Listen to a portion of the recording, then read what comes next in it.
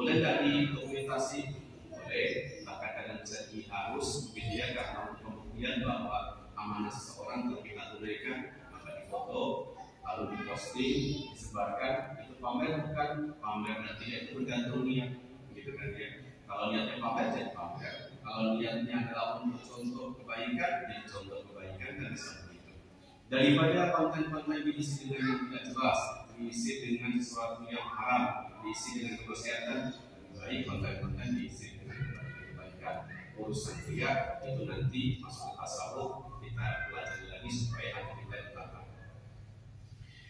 Kemudian dikatakan lagi, ada satu hadis lagi riwayat disebutkan Muslim dari Anas radhiyallahu anhu, dia katakan, doa Nabi sallallahu alaihi wasallam di Kabshain, Rasul waktu itu juga menyembelih 2 ekor domba dengan 2 tanduk lengkap. Rasul sembelih 2 ekor domba itu dengan menggunakan tangan beliau sendiri yang mulia, dan waktu itu beliau membaca Bismillahirrahmanirrahim, bertakbir Allahu Akbar, menginjakkan kaki beliau yang mulia yang tegak pada badan domba yang beliau sembelih.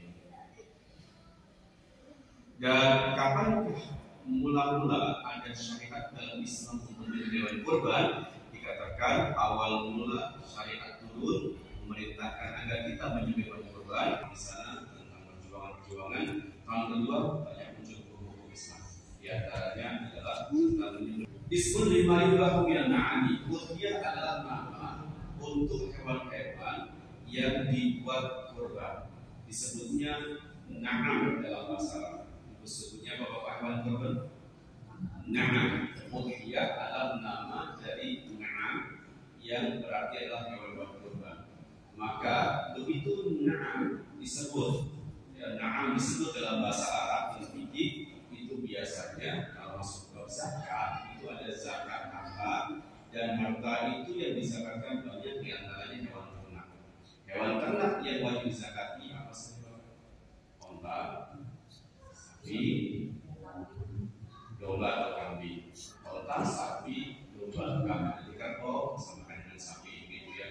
Artinya begitu kata na'am disebut dalam bab zakat itu maka 3 hewan itu muncul. Yang dizakati onta. Kalau bapak ternak onta ada zakatnya. Bapak ternak sapi ada zakatnya. Bapak ternak domba ada zakatnya. Maka begitu kalimat na'am disebut dalam bab hewan kurban, maka berarti sudah pasti hewan kurban berarti cuma 3 itu. Kalau onta, sapi atau kerbau saudara kakak beradik, atau domba dan kambing saudara kakak beradik. Di zakat itu hewannya, di bab udhiyah juga itu hewannya, tidak hewan yang lain. Ini kita ambilnya versi pendapat yang pertama dan yang dibuat pegangan dulu. Kalaupun nanti ada pendapat di bawah yang mau kita sampaikan, kalau tidak mampu onta, tidak mampu sapi, tidak mampu kambing atau domba, ada pilihan lain tidak? Yang penting mengalirkan darah, gitu ya. Ada hewan darahnya sembelih aja pokoknya, yang penting mengalirkan darah. Itu nanti kita ambil satu pendapat yang paling bawah. Hadirin rahimakumullah. Yang pertama kita pegang dulu bahwa hewan yang kita sembelih adalah 3 macam itu. Di mana zakat itu yang dizakati, maka di mana hewan kurban itu pula yang dijadikan sebagai hewan sembelihan. Nah, di sini ada satu penukilan disampaikan oleh ulama-ulama kita dari Ibnu Abbas radhiyallahu taala anhu. Dan siapa Bapak Ibu kita ingat Ibnu Abbas radhiyallahu taala anhu di hadisnya, "Anahu yakfi iraqatud dam walau bin dajaz au aus kama qala Bidani." Kata Imam Al-Bidani bahwa Ibnu Abbas pernah meriwayatkan satu periwayatan bahwa boleh saja kita menyembelih dengan niat kurban, dengan menyembelih atau mengalirkan darah meskipun dengan unggas, yakni ayam, bebek, angsa dan sejenisnya dari hewan-hewan unggas. Bahkan guru-guru kami mengarang kitab ini mengatakan bahwa beliau selalu mengatakan kepada orang-orang fakir, orang miskin yang tidak mampu berkorban sebagaimana orang-orang lain mampu berkorban dengan harga 2 juta, 3 juta, bahkan 5 juta, hewan-hewan tadi disebutkan. Maka guru kami selalu mengajarkan bagaimana orang-orang yang tidak mampu pun ikut bersemangat berbagi, ikut bersemangat bersemangat untuk mengamalkan amalan yang paling utama dan paling sesuai dengan Allah di hari tanggal 10 tadi, yaitu mengalirkan darah walaupun dengan menyembelih ayam. Tapi ini teruntuk mereka yang tidak mampu. Teruntuk siapa Bapak? Yang tidak mampu. Maka banyak kita lihat siapa yang dianggap mampu dan siapa yang tidak mampu, kan gitu berarti. Kita gampang model melihatnya adalah kalau di bab zakat fitrah, Bapak, siapa yang berkewajiban zakat fitrah? Yang berkewajiban zakat fitrah adalah orang yang sekarang malam 1 Syawal ya. Begitu maghrib kan masuk malam tanggal 1 Syawal, maka kewajiban zakat fitrah mulai masuk. Siapa yang wajib zakat fitrah di malam itu? Yang wajib zakat fitrah adalah orang-orang yang memang dia mampu untuk buat makan malam itu dan hari besok 24 jam dan ada lebihnya. Lebihnya itulah dia mampu. Kalau cukup untuk buat zakat fitrah, dia wajib zakat fitrah. Bapak bisa bayangkan, ada nggak satu keluarga hari ini kita yang malam 1 Syawal Lebaran dia punya uang kira-kira besok buat makan dirinya, istri dan anak-anaknya, kemudian habis tidak cukup selain buat itu. Ada kira-kira? Kalaupun ada sangat sedikit, tapi rasanya lebih banyak adanya. Yakni kebutuhan sehari itu makan berapa kira-kira? 100.000 mungkin, angkatlah 200.000 ya. Malam ini punya 200.000 cukup untuk makan malam ini dan besok sampai dengan maghrib untuk dia, suami dan anak dan istri yang ditanggunginya, dan masih bisa lagi berapa misalnya 2,5 kilo berapa? 35 ribuan kemarin ya. Sudah masih nyisa 35.000 sampai berapa itu berarti kalau hanya sisa itu dia wajib zakat fitrah 1 orang saja dirinya. Lebih dari itu cukup 2 orang dia dengan misalkan anak yang paling kecil. Lebih dari itu ya anak yang dewasa punya sama istrinya. Kalau bisa mengukurnya dalam 24 jam, ada uang cukup untuk makan malam dan hari itu dan lebihnya tidak wajib zakat fitrah, maka dalam hewan kurban pun siapa yang diperintahkan untuk menyembelih berarti bapak, ibu, saya yang ketika hari Lebaran itu ditambah dengan hari-hari kemudian yang masih boleh menyembelih hewan kurban berapa hari? Tasyrik 3 hari dalam Syafi'i. 1 hari tanggal 10 ditambah tasyrik 11, 12, 13 jadi 4 hari sampai maghrib tanggal 13 Dzulhijjah itu batas akhirnya menjelang maghrib sudah harus berhenti selesai. Kalau misalkan dalam 4 hari 4 malam itu bapak sebagai kepala keluarga memperkirakan punya uang cukup untuk makan 4 hari 4 malam, lalu ada uang lebihnya adalah bisa untuk membeli 1 ekor domba, kambing atau sapi yang standar syariatnya cukup, berarti bapak sudah termasuk mendapatkan hukum untuk sunnah menyembelih hewan kurban. Bagi yang tidak ada segitu berarti tidak ada fitrah sunnah untuknya. Jadi nanti bapak sekarang ini bapak cek satu masing-masing. Yang kalau bapak dengan Allah saya tidak tahu. Kalau nanti bapak penuh dengan ibu di rumah, kalau tanggal 10 Dzulhijjah nanti, kalau buat makan pagi rasanya cukup ya. Sisa berapa pak? Sisa masih ada 2 juta lagi kayaknya. Kan buat makan sebulan pikir nanti. Itu nggak dibahas. Yang dibahas adalah untuk 4 hari cukup. Sisanya itu cukup untuk membeli hewan. Maka bapak termasuk yang mendapatkan sunnah menyembelih hewan kurban. Baik, dalam masalah hewan kurban, standar hewannya 3, maka dalam akikah pun, akikah bapak ibu ya, akikah pun yang jarang dibahas, kita bahas juga berarti standarnya sama dengan hewan kurban. Kalau di kurban berarti domba satu orang mewakili 1 keluarga, ini kita bahasnya. Sepertujuh sapi atau sepertujuh kontak, 1 orang mewakili 1 keluarga, misalkan begitu, maka di akikah pun begitu.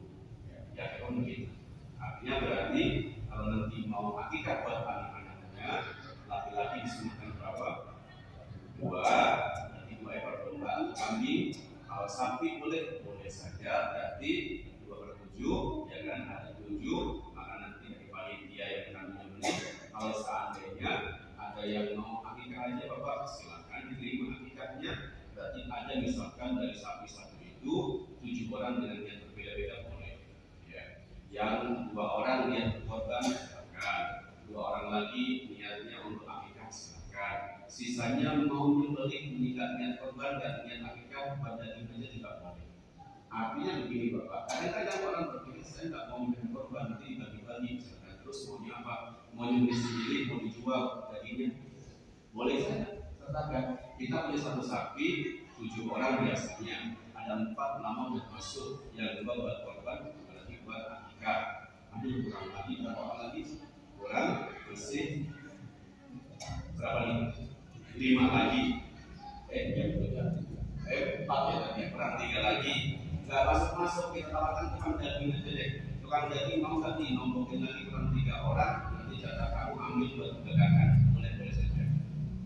Yang penting pokoknya ada seperti sapi itu beli 1 orang yang korban. Seandainya Bapak lebih hartanya, 1 orang membeli 1 ekor sapi sendirian pun boleh, 2 orang pun boleh, 3 orang pun boleh 1 ekor sapi. Tapi tetap nilai korbannya cuma 1/7. Jadi dari bapaknya beli 1 ekor sapi sendirian, maka berarti yang nilai korbannya 1/7, selebihnya jadi sedekah biasa. Kecuali mau di atas sama lagi Bapak ya. 1/7 saya 1 buat saya, 1/7 lagi buat siapa itu jadilah untuk 7 orang. Tapi kalau Bapak sendirian buat saya saja, jadi tapi yang 1/7 dia korban, yang selebihnya jadi hewan daging sedekah sembelihan untuk dibagikan tidak atas nama korban. Baik, yang akikah sama begitu. Akikah pun itu kalau akikah mau sendirian, anak laki-laki 1 sapi boleh. Nanti tadi 1/7 di akikah, selebihnya berarti nanti jadi nilainya sedekah biasa, bukan akikah. Terus berikutnya adalah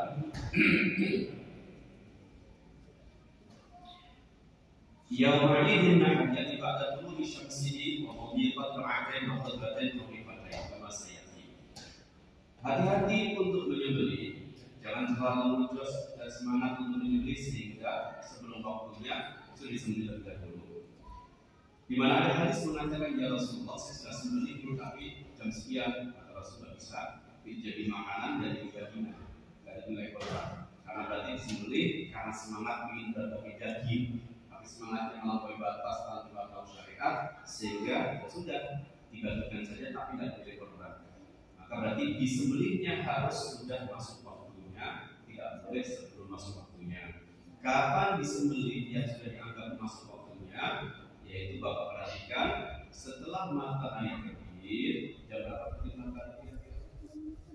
Kita pada saat isyraq 90 menit dari azan subuh. Itu matahari terbit biasanya kita boleh. Terus jangan langsung disembelih dari jam itu, tapi biarkan lewat waktu kira-kira cukup untuk sholat 2 rakaat. Karena akan sholatnya, walaupun tidak sholat tidak masalah. Seandainya juga di sebagian tempat tidak sholat itu tidak persoalkan dan kaitan sah dan tidak sah korban, hanya untuk batasan waktu awal mulai masuknya saja. Itu tunggu sampai dengan matahari terbit, lalu biarkan dulu waktu berjalan sampai dengan kira-kira cukup untuk mengerjakan sholat 2 rakaat dan cukup untuk 2 khutbah paling cepat ringan. Setelah itu baru dianggapnya waktu menyembelih sudah tiba. Jangan sampai habis subuh biar cepat dibagi, cepat makan dagingnya pakai sate langsung disembelih sebelum matahari terbit. Itu nggak jadi hewan kurban, jadinya hewan sembelihan dia biasa jadi daging biasa. Dan selain di tanggal 10 juga dalam mazhab Syafi'i yang kita pegang dan saya katakan itu masih diperbolehkan untuk menyembelih sampai dengan hari tasyrik terakhir sebelum maghrib tanggal 13 Dzulhijjah sebelum maghrib. Dan di mazhab lain, di mazhab Abu Hanifah, mazhab Hambali, Hambal, di mazhab Maliki atau mazhab Maliki itu lebih pendek waktunya. Berbeda dengan kita masih bagus, waktunya panjang. Jadi berarti kalau nanti tanggal 10 kita pikir-pikir kok tidak cukup duitnya Ustaz, ya sudah, tidak ada kesunahan bagi bapak dan ibu keluarga. Tapi besoknya ternyata di tasbih kok dapat rezeki, itu kan ya. Di tanggal tasbih tanggal 13 kok dapat rezeki yang kira-kira cukup untuk makan kali itu satu keluarga. Sisa masih ada untuk 2 juta beli 1 kambing walaupun kecil tapi umurnya cukup, maka berarti ada kesunahnya kan bukan 10 ya, tapi 11, 12, 13 itu dibicarakan terus. Maka di tanggal mana saja kita punya kemampuan, kita masih ada perintah untuk menyembelih hewan kurban. Taqarruban ila Allah Ta'ala, dan kita harus menyembelih dengan tujuan untuk ibadah kepada Allah Subhanahu wa Ta'ala. Maka disimpulkan dari penjelasan pertama tadi, kesimpulan tentang kurban adalah pertama ada 3 semuanya. Satu, harus dari hewan ternak. Harus dari apa? Hewan ternak yang dalam bahasa Arab disebutnya an'am. Ada kan surat al-an'amnya. An'am, dengan kata lain na'am juga bisa. Di mana ketika an'am dibahas, maka hewannya hanya ada 3 macam, tidak diganti dengan yang lain kecuali mengikut kepada mazhab siapa tadi?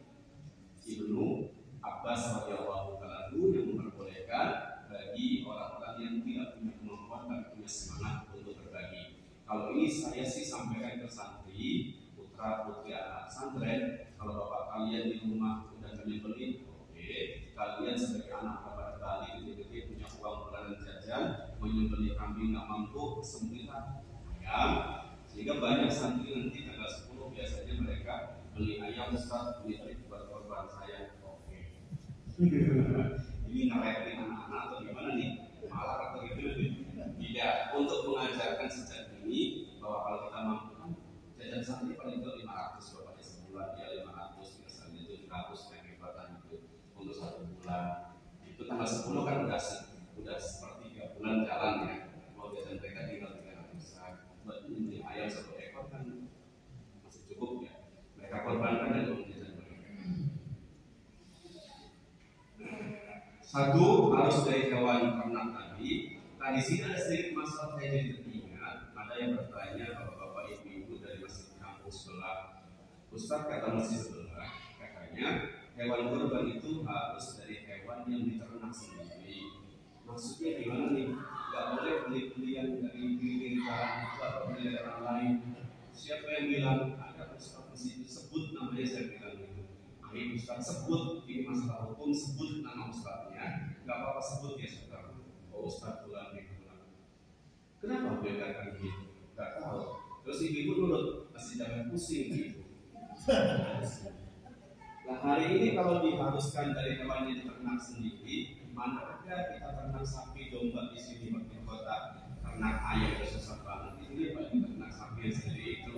Kalau siapa yang korban, mungkin Ustaz itu pikiran aja dari perasaan kami itu cumanya adalah hewan ternak. Berarti yang ternak kayak dibeli mungkin ya mungkin. Saya senang sendiri. Kalau saya sampaikan kepada Pak Ibu yang dari masjid kampung sebelah, tidak ada satupun ulama yang mengharuskan dari hewan yang ternak sendiri. Beli jadi pun boleh. Yang penting adalah hewan ternak itu 3 macam jenis hewan itu, tidak jenis yang lain. Yang kedua, selain hewan yang ternak 3 macam jenis lagi, harus dikerjakan di hari ini tanggal 10 ditambah dengan tasik 3 hari dan 3 malamnya, mulai malam. Yang ketiga, harus untuk takarrub kepada niatnya ibadah untuk Allah Subhanahu wa Ta'ala. Masalah berikutnya, apa hukumnya ibu? Nah, hukumnya adalah di mazhab kita, jadi yang kebanyakan kita ikuti hari ini mazhab Syafi'i, hukumnya sunnah muakkad. Jadi sunnah dan sangat dianjurkan untuk kita sekalian. Untuk Rasul Sallallahu Alaihi Wasallam hukumnya wajib, untuk kita sunnah. Apakah ada mazhab lain yang mengatakan wajib untuk menyembelih hewan kurban? Ada di mazhab Imam Abu Hanifah dikatakan wajib. Ada 4 mazhab yang di dunia. Sebetulnya mazhab itu ada 11 kalau sih Bapak. Ada berapa? 11. 11 itu dengan urutan begini. Apa yang mazhab belum kita bicarakan, tapi sebagian Bapak lain mungkinnya. Mazhab itu sebetulnya maknanya adalah pilih pendapat. Bapak bisa bayangkan, kalau Bapak hidup di rumah sekarang di sini, ada satu ustaz, Bapak sering ikut kajian, pasti akhirnya Bapak belajar dari ustaz tersebut. Sholatnya ikut dia, hukum-hukum ikut dia akhirnya. Jadi mazhab itu bukan sengaja dibuat oleh mereka-mereka yang memimpin mazhabnya atau pencetus mazhabnya, tapi karena mereka adalah orang-orang yang punya kemampuan lebih daripada yang lain di masyarakat waktu itu, sehingga semua masyarakat percaya mengambil hukum dari ulama-ulama tersebut. Akhirnya mereka mengikutilah pendapat-pendapat ulama Jadi sejarahnya, satu, ada Imam Abu Hanifah di zaman itu di Baghdad, di Irak, diikutilah para ulama orang-orang Irak waktu itu, jadi mazhab Hanafi akhirnya. Di zaman itu ada Imam Auza'i, akhirnya jadi mazhab lagi, dan pengikutnya juga banyak Imam Auza'i. Ada Sufyan Tsauri, jadi mazhab Sufyan Tsauri. Ada lagi Al-Lais, jadi mazhab Al-Lais.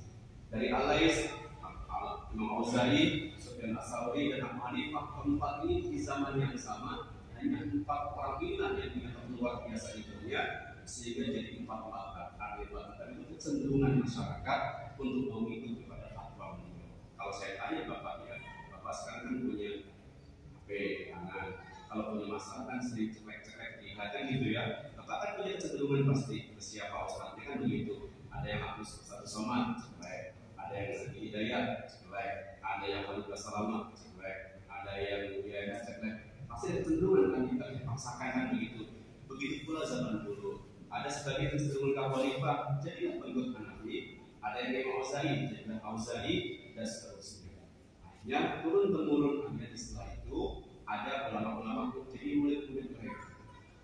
Ulama-ulama yang jadi murid-murid mereka itu kemudian ternyata tidak bisa membandingi ilmu guru-gurunya yang tepat itu, sampai kemudian tidak muncul mazhab baru lagi.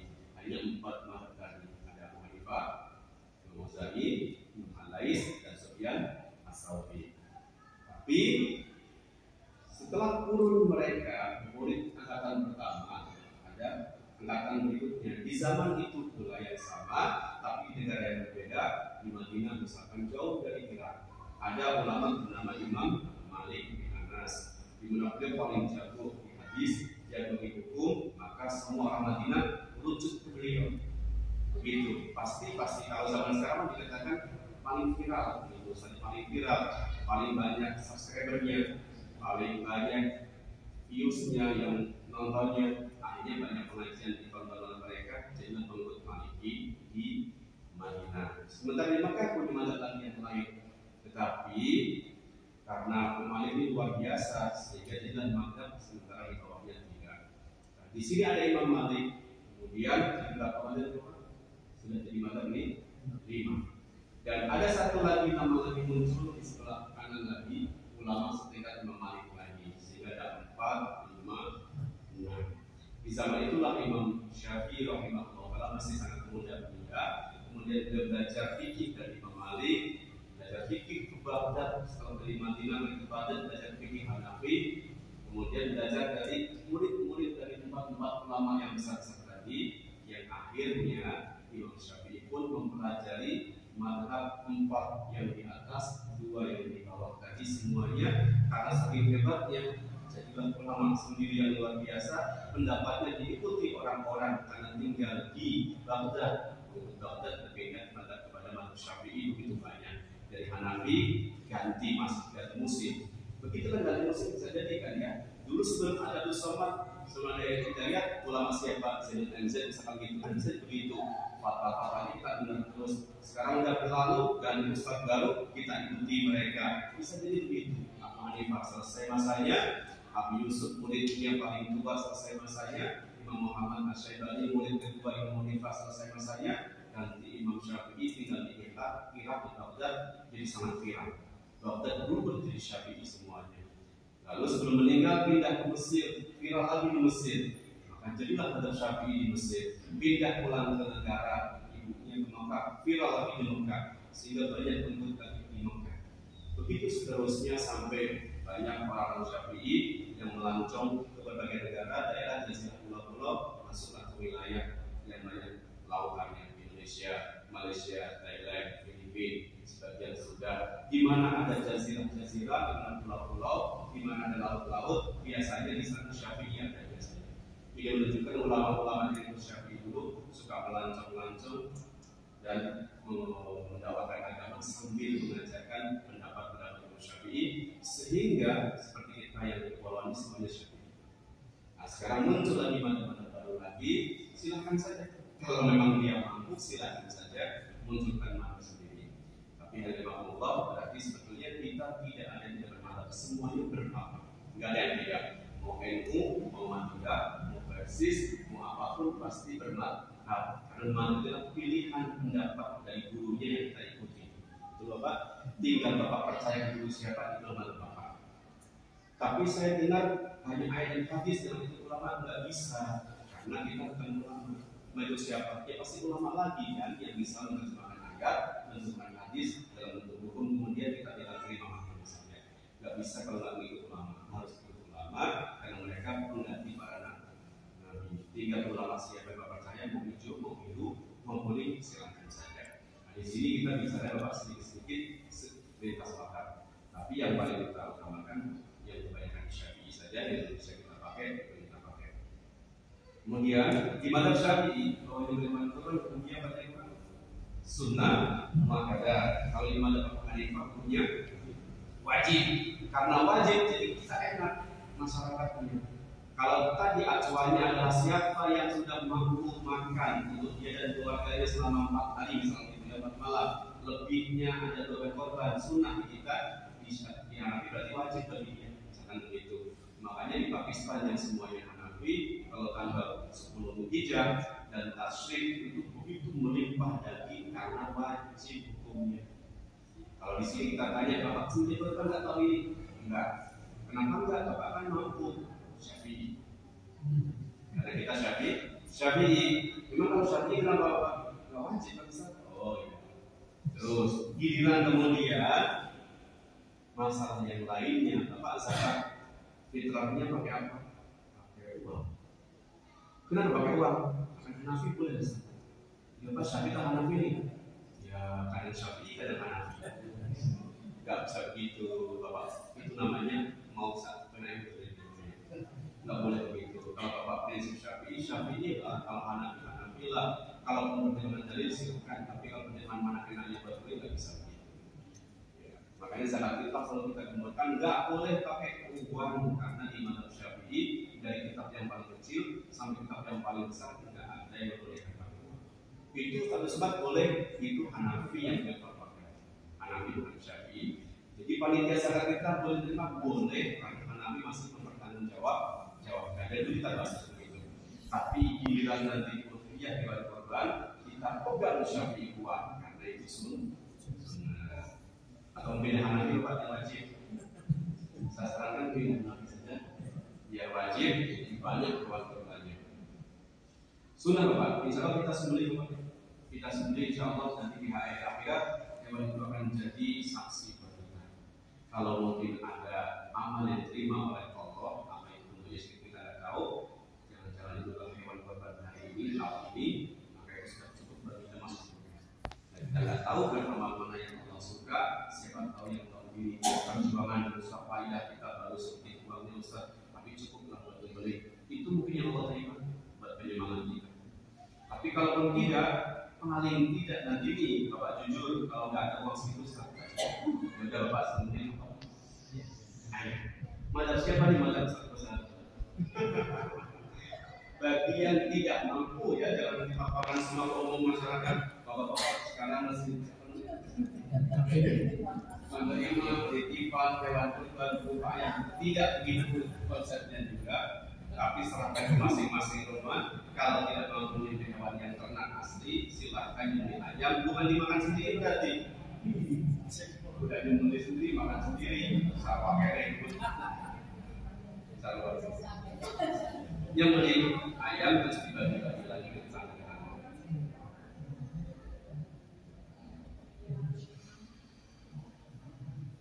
Wa yusannu liman yurid, dan bagi siapapun yang sejak hari ini ada kegiatan untuk menyembelih hewan kurban, maka sunnahnya adalah tidak potong rambut, tidak potong kuku di 10 Dzulhijjah atau yang lainnya. Dan tanggal 1 Dzulhijjah kita mulai tanggal 1 Dzulhijjah hari apa? Saya belum cek kalender lagi.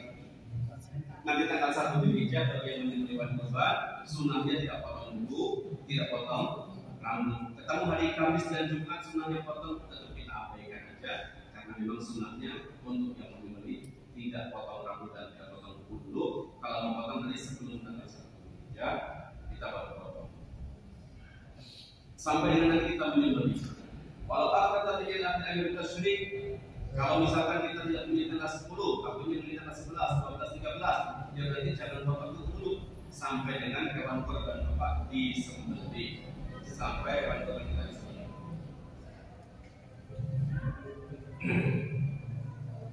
Dan ada hukum mengatakan makruh kalau kita memotong rambut dan membentuk sebelum hewan kita disembelih. Meskipun itu bertepatan dengan hari Jumat, karena ada hadis larangan tentang itu, tapi larangannya ada tegas, tidak haram pada umum. Apa hikmah di balik itu? Hikmahnya adalah bahwa supaya apapun yang ada di badan kita ini dengan hewan yang kita sembelih itu korban tadi sebagai gantinya, ini semua menjadi ahli surga semuanya, sehingga tidak ada yang tertinggal dari anggota badan kita yang terpotong dan terbuang sebelum waktunya. Disunahkan bagi wanita kalau dia mau menyembelih. Kalau bagi laki-laki jelas ya, sunnah pertamanya Bapak disunahkan untuk menyembelih sendiri jika Bapak mampu untuk menyembelih. Karena Rasulullah SAW pun menyembelih sendiri ketika sedang menyembelih. Tapi kalau Bapak tidak mampu, wakilkan dan Bapak hadir dalam penyembelihan. Hari ini kan kadang-kadang orang malas ya, pokoknya tak sembelihnya. Enggak begitu caranya. Kalau Bapak menyembelih sendiri karena tidak mampu atau tidak berani, maka tetap Bapak hadiri dan saksikan. Dan bagi wanita pun sama begitu, bagusnya mah diserahkan ke orang lain dan tetap menghadiri. Walaupun perempuan, ada ibu menyembelih hadir dalam penyembelihan nanti. Karena Rasulullah SAW pernah mengatakan kepada Fatimah radhiyallahu anha, "Kumi ila hukmiyati." Putriku datang, pergi, hadiri tempat penyembelihan, saksikan hewan sembelihan kamu disembelih orang. Karena fa'inal fi awal itu min damiha, tetesan pertama dari hewan sembelihan kamu nanti itulah menjadi ampunan bagi dosa-dosamu yang telah lalu. Hadisnya sahih, syaratnya diriwayatkan Hakim rahimahullah taala. Wa qala Imran bin Husain adalah kawan ibadi kalau dari antum muslimuna amalan. Orang bertanya, ya Rasulullah, apakah ini berlaku untuk putri Anda saja dan keluarga Anda saja atau kita kaum muslimin semuanya? Rasul katakan bil muslimina. Untuk kaum muslimin semua hukumnya sama, begitu akan dapat ampunan dari hewan yang kita sembelih. Faidah tadi apakah mengalih baik.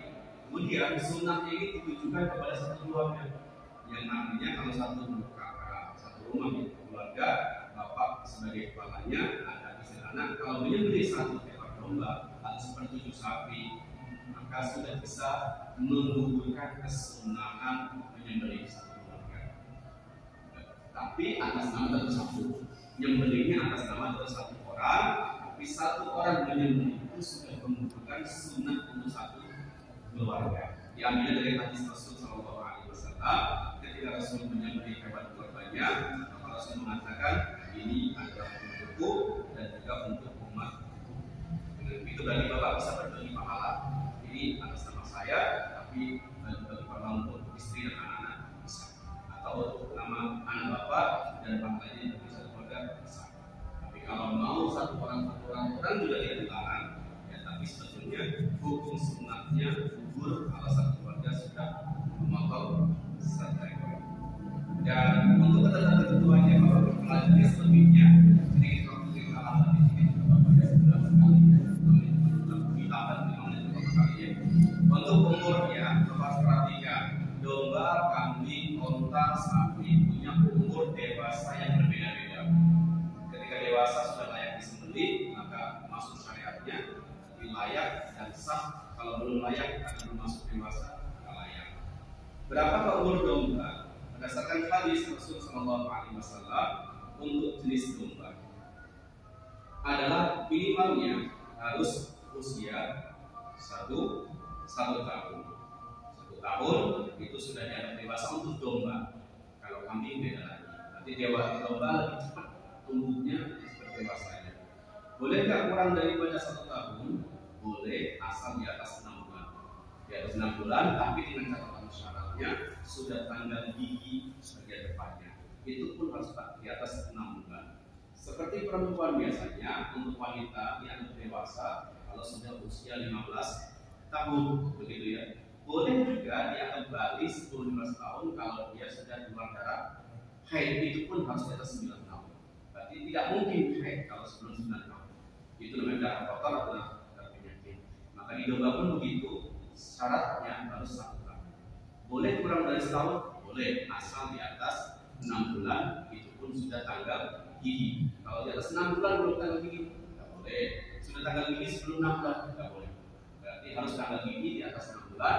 Kalaupun belum tanggal gigi tapi di atas 1 tahun, oke. Untuk umur domba.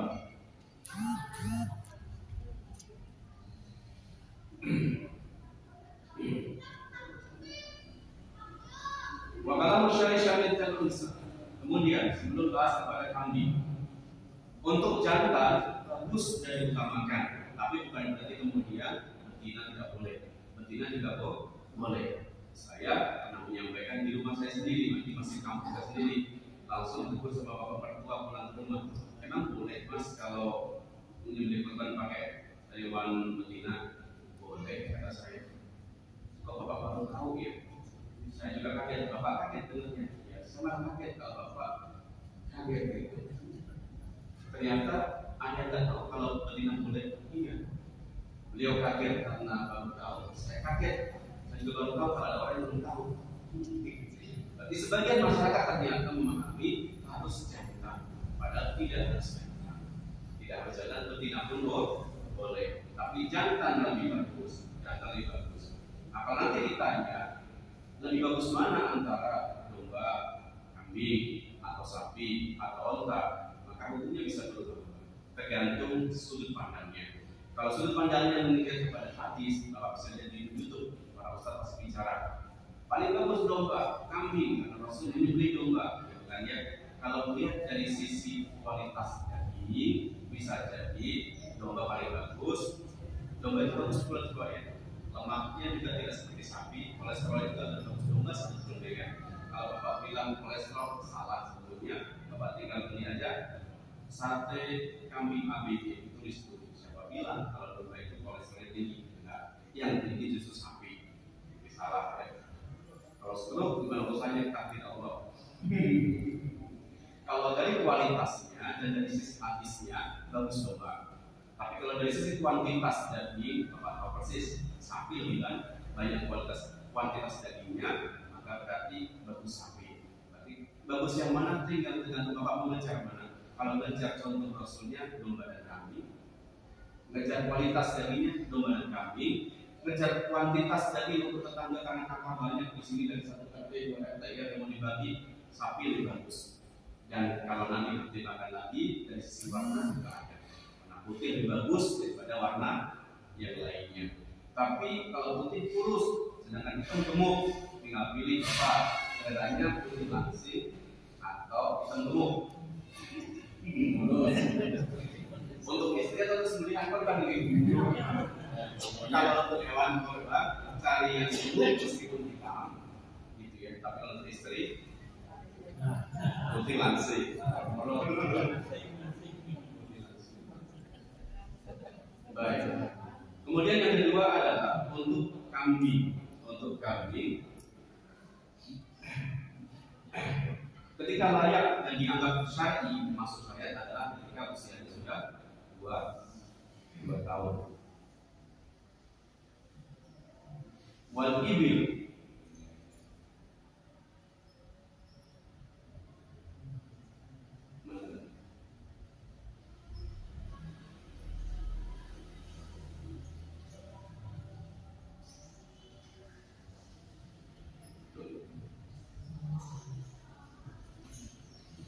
wasani minal ma'zi, wasani minal ibil, wasani minal qamari. Untuk kambing Jawa, malahu sanatan, sudah 2 tahun genap, masuk tahun ke-3. 2 tahunnya genap, masuk tahun ke-3. Berarti domba dengan kambing dewasanya lebih cepat. Domba untuk kambing harus 2 tahun masuk ke-3. Begitu pula untuk sapi juga sama, 2 tahun genap masuk tahun ke-3. Sedangkan untuk onta dia lebih lama lagi, harus 5 tahun masuk tahun ke-6. Masuk tahun ke-6. Itu kurang lebih untuk umur hewan yang cukup untuk dijadikan sebagai korban. Ini panjang banget bahasanya sebenarnya. Ada kita buka aja pertanyaan karena sudah habis ya. Kita buka pertanyaan saja.